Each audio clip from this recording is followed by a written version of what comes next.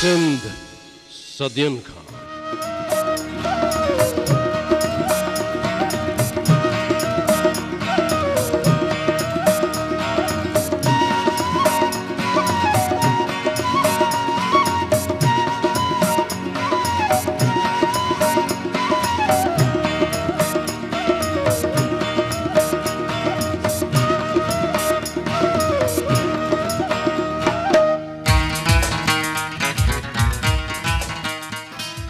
उस्ताद फैज़ मोहम्मद झूनो ऐं सादो सबाझो माण्हू जंहिंजे अखियुनि मां ॼण त सदियुनि जी का तारीख़ लिया पाईंदे नज़र ईंदी आहे।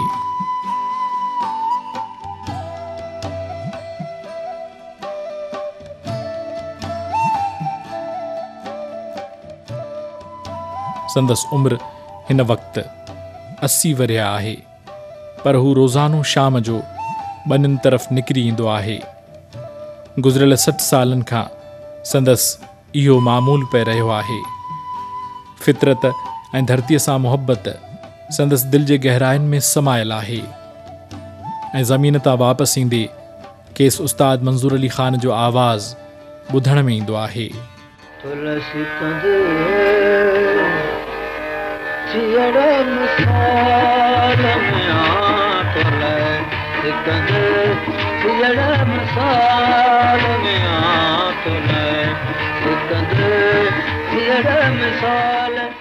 वरे अॻु मूं हिकु भेरे पंहिंजे ॻोठ में उस्ताद मंज़ूर अली ख़ान खे कंहिं शादीअ में ॻाईंदे ॿुधो हुयो।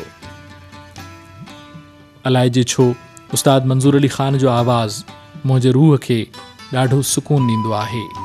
उस्ताद फैज़ मोहम्मद पाण उन्हनि माण्हुनि जे क़बीले मां सभिनी खां वधीक झूनड़ो आहे, जिन खे असां ख़ासि माण्हू चई सघूं था, यानी हिकु ऐं ॿिनि आङुरियुनि ऐं फिॾनि हथनि वारा माण्हू।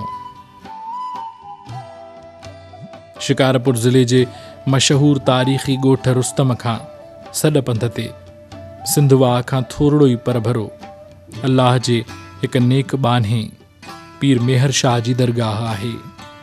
उन दरगाह वटां लंघबो त सावक ई सावक नज़र ईंदी।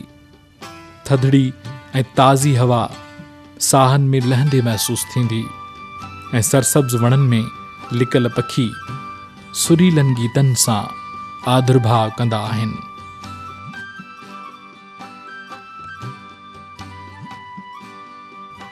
दरगाह खां थोरो ई अॻिते ॻोठ महमूद पहवार आहे, जंहिंजी हिन वक़्तु आबादी 3000 माण्हुनि ते मुश्तमिल आहे ऐं हिन ॻोठ में 150 खनि घर आहिनि। हीउ ॻोठ शिकारपुर शहर खां 18 किलोमीटरनि जे पंध ते मौजूदु आहे ऐं जंहिं में रुॻो हिकु ई पहवार ज़ात जा माण्हू रहनि था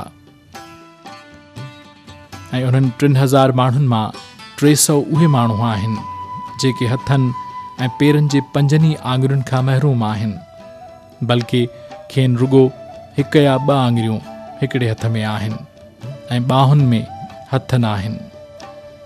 उन्हनि मां किन माण्हुनि खे त ठूंठियूं बि कोन्हनि, बसि कुल्हे खां ॿाहूं निकिरनि थियूं जेके नांग वांगुरु आहिनि ऐं उहे ॿाहूं हथनि बदिरां आङुरुनि मां गोश्त जी हिकु चोंब ते खुटनि थियूं। पर तंहिं हूंदे बि हिननि उन माज़ूरीअ खे कॾहिं बि मजबूरी नाहे सम्झो ऐं नॉर्मल ज़िंदगी गुज़ारण जी भरपूर कोशिश पई कई आहे। उस्ताद फैज़ मोहम्मद पहवार ॿुधाए थो त मां अञा 4 सालनि खनि जो मस हुयुसि त मूंखे पहिरियों भेरो अहसासु थियो हो त मां हथनि ऐं पेरनि जे आङुरियुनि खां महरूम आहियां। रुॻो हथनि ऐं पेरनि में हिकु आङुरु आहे। मूंखे पंहिंजी अमड़ सम्झायो हुयो त बचड़ा, इहो सभु कुझु अलाह जे अमर सां थियो आहे। अलाह साईं जेकॾहिं उन में ख़ुशि आहे त पोइ असांखे रंज न थियणु घुरिजे। उहो ॾींहुं ऐं अॼोको ॾींहुं मां उन माज़ूरीअ वारे अहसास खे ज़हन मां कढी छॾियो आहे। कुदरती निज़ाम रखियो आहे, असांजी पुश्त में आहे। मां नंढे हूंदे पढ़ियुमि, आख़िर मूंखे प्राइमरी मास्तरी मिली, पोइ इन्हनि आङुरियुनि जे करे मूंखे अनफिट करे 4 सालनि खां पोइ लाहे छॾियो। असां मिसकीन ॻोठाणा माण्हू आहियूं, वॾो माण्हू असांजो कोन्हे अहिड़ो सरबराह जेको कुझु करे सघे थो। असांजे मिसकीन जेके बि आहियूं सभु पौधो करे खाईंदा आहियूं ऐं घणो करे पिनण जी आदत बि कान्हे। सभु मिसकीन आहियूं, असांजो ॻोठु मिसकीन आहे। ईअं न आहे त ॿिया माण्हू ख़ुशि आहिनि त असां हुन सहारे हुजूं। ग़रीब ॻोठु आहे, अहिड़ो को अमीर असांजे ॻोठ में कोन्हे। महिरबानी करे जेकॾहिं कंहिंखे जुबो पवे ऐं अलाह रासी को नज़र करे कोई ऑफिसर, त असां एतिरा अंदाज़े माण्हू तमामु माज़ूर आहियूं, एॾा ख़ुशि बि न आहियूं। पर गुरबत में पंहिंजो पौधो करे, को कहिड़ो पौधो थो करे, को कहिड़ो पौधो थो करे, पेट गुज़ारो कयूं था। ऐं हमेशह असां इहे अख़बारनि में हिन में ॾींदा रहिया आहियूं त अॼु ॾींहं ताईं कोई माण्हू अहिड़ा पैदा कोन थियो आहे जेको असांखे अची मदद करे। ही ॻोठु ऐं पहवारनि जो ही क़बीलो निहायत क़दीम आहे। जेतोणीक हिन ॻोठ जी क़दामत ऐं तारीख़ ते तहक़ीक़ न आहे थी, पर तंहिं हूंदे बि गुमान इहो थो गुज़रे त हीउ ॻोठु घटि में घटि 4000 साल पुराणो हूंदो। चयो वञे थो त चांडका परगिणे यानी मौजूदा लाड़काणे ॾांहुं वेंदे सिकंदर आज़म जॾहिं हिन ॻोठ वटां लंघियो हुयो त हिननि माण्हुनि जे हथनि ऐं पेरनि जे आङुरियुनि खे ॾिसी हैरत जो इज़हार कयो हुआ। न रुगो एतिरो, पर तारीख़दान लिखनि था त जदीद तारीख़ जे अबे हीरोडोट्स खे जॾहिं हिन अजीबो ग़रीब सिंधी माण्हुनि जी ख़बर पई हुई त हिन पंहिंजा कुझु माण्हू हिननि खे ॾिसण लाइ मोकिलिया हुआ। मेडिकल साइंस जे माहिरनि इन क़बीले में चङी चौखी दिलचस्पी वरिती ऐं इहा राय ॾिनी त सौटाण शादियुनि यानी कज़िन मैरिजिस जे करे उन्हनि माण्हुनि में इहो जिस्मानी नुक़्स या ख़लल पैदा थियो आहे। पर पाकिस्तान जे नाले वारे जीनियाती साइंसदान प्रोफेसर डॉक्टर वसीम अहमद जी तहक़ीक़ इन राय खे क़तई रद्द करे छॾियो। डॉक्टर साहब इन कुटुंब ते 15 साल खनि खोजना कई ऐं इन हवाले सां पंहिंजा तहक़ीक़ी मक़ाला मुख़्तलिफ़ बैन अल-अक़वामी रिसालनि में छपराईंदो रहियो। डॉक्टर साहब हिकु नओं एक्स लिंक्ड जीन दरियाफ़्त कयो आहे, जंहिंजे करे हथनि ऐं पेरनि जी बनावट बेडोली थी पई आहे। इहो एक्स लिंक्ड जीन उन नस्ली पैदाइश वारे हंध ते मौजूदु आहे जेको साॻे ई नस्ली मुंतक़ली जीव यानी क्रोमोसोम सां सलाहियल हूंदो आहे ऐं बदन जे कंहिं बि हिस्से में नुक़्स पैदा करण जी सघ रखंदो आहे। प्रोफेसर डॉक्टर वसीम अहमद जी खोजना मुताबिक़ हथनि ऐं पेरनि जी इहा बेडोली बनावट बुनियादी तौर ते हिकु गाॾड़ साॾड़ ख़लल या नुक़्स आहे। इहो नुक़्स जीव मादे जी अणपूरी या नाक़िस वाद जे करे ग़ैर तबई जिसामत आङुरियुनि जे हॾनि ऐं हथनि ऐं पेरनि खे बेडोलो करण जो सबबु बणिजे थो। जीअं त उन ख़लल जे करे ॼम मर्कज़ यानी सेंट्रोमेरिक ते घणो असरु पवंदो आहे। तंहिं करे नस्ली तब्दीलीअ जे उसूल पटांदड़ पैदा थींदड़ औलाद जा हथ फिॾा ऐं टिड़ियल बेडोला ऐं हिकु आङुर या ॿिनि आङुरियुनि वारा थींदा आहिनि। जीअं त औरतूं ई एक्स लिंक्ड जूं खणंदड़ या कैरियर हूंदियूं आहिनि, तंहिं करे पैदा थींदड़ ॿार यक़ीनी तौर ते हथनि ऐं पेरनि फिरियल पैदा थींदा आहिनि। मर्द भले नॉर्मल छो न हुजे, पर ॿार माज़ूर ई पैदा थींदा आहिनि। मर्द जे नॉर्मल हुजण या न हुजण सां उनजो को वास्तो कोन्हे। बुनियादी तौर ते जॾहिं बि को ॿारु पैदा थींदो आहे त उहो मुंहं मुहांडे में पंहिंजे पीउ माउ सां हिकु जहिड़ाई रखंदो आहे। उहो पीउ जहिड़ो या माउ जहिड़ो नज़र ईंदो आहे, यानी उन में पीउ माउ ॿिन्ही जूं ख़ुसूसियतूं हूंदियूं आहिनि। उन उसूल खे मौरूसियत यानी हेरिडिटी चयो वेंदो आहे। मौरूसियत जे नमूननि हिकु वॾे अरसे ताईं इल्म हयातियात जे माहिरनि खे परेशान करे छॾियो। बाद में ऑस्ट्रेलिया जे हिकु सन्यासीअ ग्रेगोर मंडल मौरूसियत जा अददी क़ानून ॻोल्हे वरिता। मंडल जी खोजना मां सुध पई त मौरूसी ख़ुसूसियतूं उन्हनि एकनि यानी यूनिट्स ॾांहुं मुंतक़िल थींदियूं आहिनि जिन खे जीन चयो वेंदो आहे, यानी मौरूसियत जे एके खे जीन चइबो आहे। जीन बुनियादी तौर ते वॾा परमाणा या ज़रड़ा हूंदा आहिनि जेके तुख़ुम घरड़े या बेज़वी घरड़े जे मर्कज़ यानी न्यूक्लियस में मौजूदु हूंदा आहिनि। हर जीव घरड़े यानी सेल जे मर्कज़ में सन्हा ऐं ड्रिघा तांदूरा या धागा थींदा आहिनि, जिन खे विरसाती जीवड़ो यानी क्रोमोसोम चयो वेंदो आहे, ऐं जिन में वरी जीन मौजूदु हूंदा आहिनि। इहे क्रोमोसोम्स जीअं त जोड़नि में हूंदा आहिनि, तंहिं करे उन्हनि में मौजूदु जीन बि जोड़नि में ई हूंदा आहिनि। हिकु जीव घरड़े जे क्रोमोसोम्स में जीन जा 100,000 जोड़ा हूंदा आहिनि, ऐं हर हिकु जोड़ो माण्हूअ जे हिक या हिक खां वधीक ख़ुसूसियतुनि खे ज़ाब्ते में रखंदो आहे, जहिड़ोकि वारनि जो रंग, जिस्म जी पूरी बनावट ऐं कद काठ वग़ैरह। जीअं त हिन क़बीले में मौजूदु औरतुनि जा जीन निहायत सघारा आहिनि, उन करे संदन ख़ुसूसियतूं औलाद में मुंतक़िल थियनि थियूं। सदियुनि खां वठी हेल ताईं संदन औलाद में जेका ख़ुसूसियत मुंतक़िल थी रही आहे, सा हथनि ऐं पेरनि जे आङुरियुनि जे मुख़्तलिफ़ नुक़्सनि या ख़राबियुनि जी सूरत में ज़ाहिर आहे। मिसाल तौरु, हींअर तव्हां हथनि ऐं पेरनि में ॿ आङुरियूं ॾिसी रहिया आहियो। नंढी आङुर वारो हथु ॾेखारियो पियो वञे। ही ॿिए आङुरी फिडो पेर आहे, जंहिंजे विच में हिकु वॾी विथी आहे। हीअ मुतासिर औरत जे फिडुनि आङुरियुनि जी तस्वीर आहे। फिडुनि आङुरियुनि वारो पेर,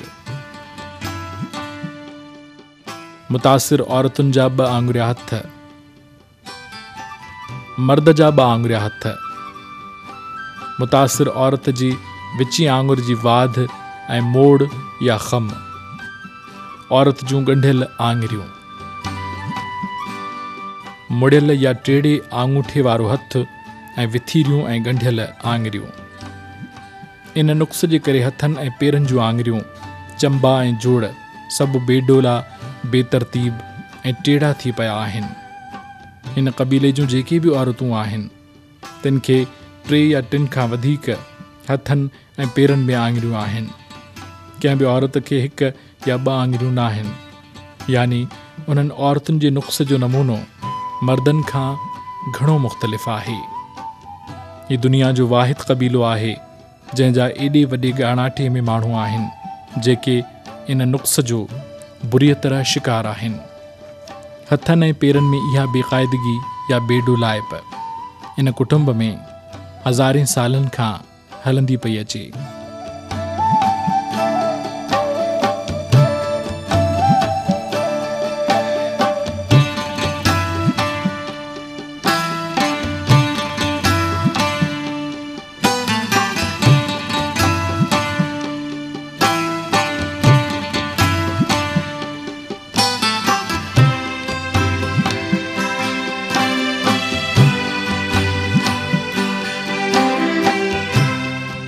पर प्रोफेसर डॉक्टर वसीम अहमद मौजूदा 7 पीढ़ियुनि ते तहक़ीक़ कई आहे ऐं उन्हनि जे DNA जो जीनियाती तज्ज़ियो करे हिकु शजरो या चार्ट तैयार कयो आहे।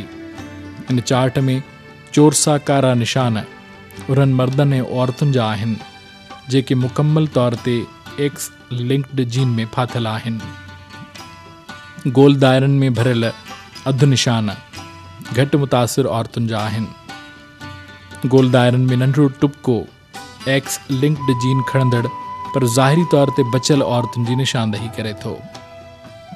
ॿिटी लकीर उन्हनि मर्दनि खे ज़ाहिर करे थी जिन हिक ई वक़्तु नॉर्मल औरतुनि ऐं X लिंक्ड जीन खां मुतासिर थियल औरतुनि सां शादी कई आहे। इहो चार्ट ठाहिण लाइ DNA जी चकास अणटर हुई। DNA हिकु ड्रिघो तांदूरे वारो ज़रो आहे जेको क्रोमोसोम्स में मौजूदु हूंदो आहे। इंसान समेत मिड़नी साहदार शयुनि जे मुंहं मुहांडरनि, रंग रूप ऐं बदनी बनावत वग़ैरह जो तयन DNA ई कंदो आहे। DNA क्रोमोसोम्स जो हिकु मुख्य जुज़ो आहे ऐं उन में ई जीनियाती कोड मौजूदु हूंदो आहे। DNA खे रत मां कढण लाइ रत जा नमूना वरिता वेंदा आहिनि।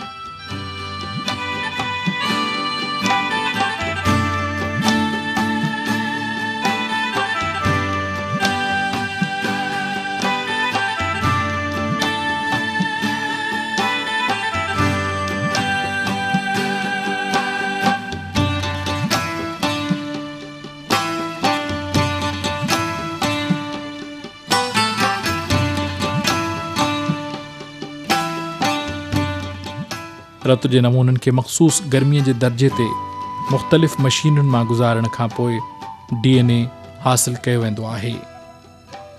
इन समूरे मरहले खे पॉलीमेरेज़ चेन रिएक्शन चयो वेंदो आहे। इहो तरीक़ो 1986 में ठाहियो वियो, जंहिं वसीले जीनियाती साइंसदान DNA जूं हज़ारे कापियूं सवलाईअ सां ऐं बिना कंहिं देर जे ठाहे सघनि था।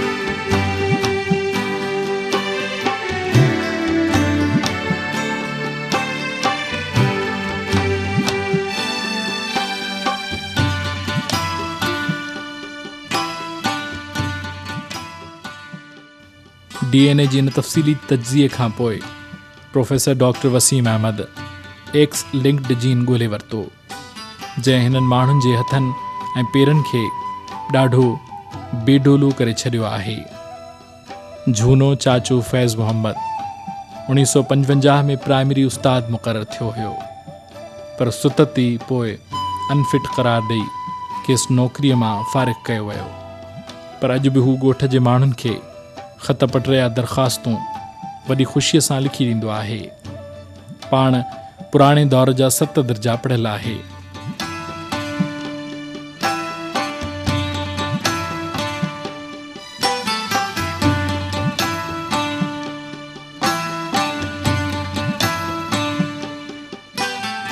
इन क़बीले सां ताल्लुक़ रखंदड़ माण्हू आम माण्हुनि वांगुरु ज़िंदगीअ जे कमनि कारियुनि में रुधल आहिनि। उहे नॉर्मल माण्हुनि वांगुरु घणो कमकार त नथा करे सघनि, पर पोइ बि बनी ॿारो करणु, गाह पठो करणु, माल चारणु, गॾह गाॾा हलाइणु,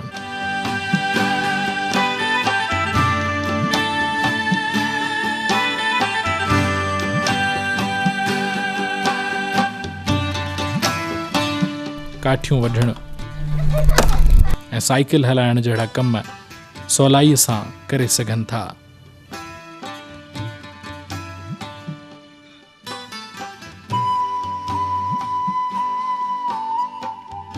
खेनि खाइण पीअण में ॾुखियाई त ॾाढी थींदी आहे, पर पेट जो दोज़ख भरणु बि त लाज़मी आहे।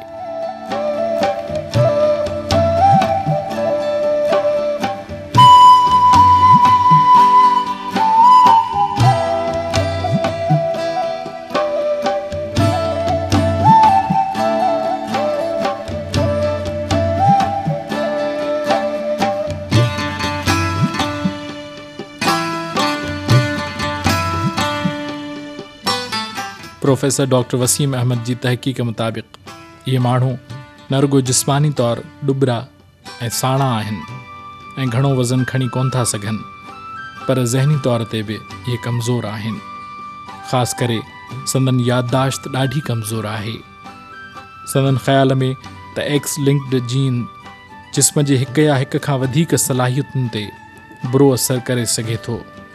ख़ासि करे उमिरि वधण सां गॾु संदन यादगिरी बि घटि बि रहंदी आहे। अॼु जे जदीद दौर में जीन थेरेपीअ तमामु घणी तरक़ी कई आहे।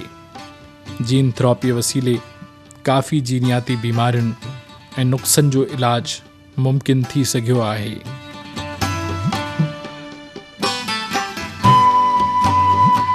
पर हिननि माण्हुनि जी इन बीमारीअ या नुक़्स जो को बि इलाजु कोन्हे।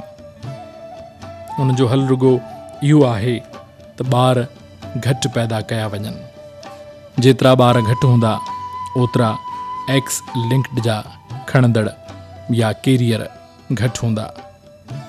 जेकॾहिं ईअं न थियो त पोइ कामरान ऐं संदसि ॿियनि नंढड़नि साथियुनि खे रांदि रूंद में ई ख़बर कान पवंदी त इहे के एबनॉर्मल ॿार आहिनि। पर वॾे थियण खां पोइ पंहिंजे माज़ूर हुजण जो अहसासु खेनि सॼी उमिरि ॾंभींदो रहंदो।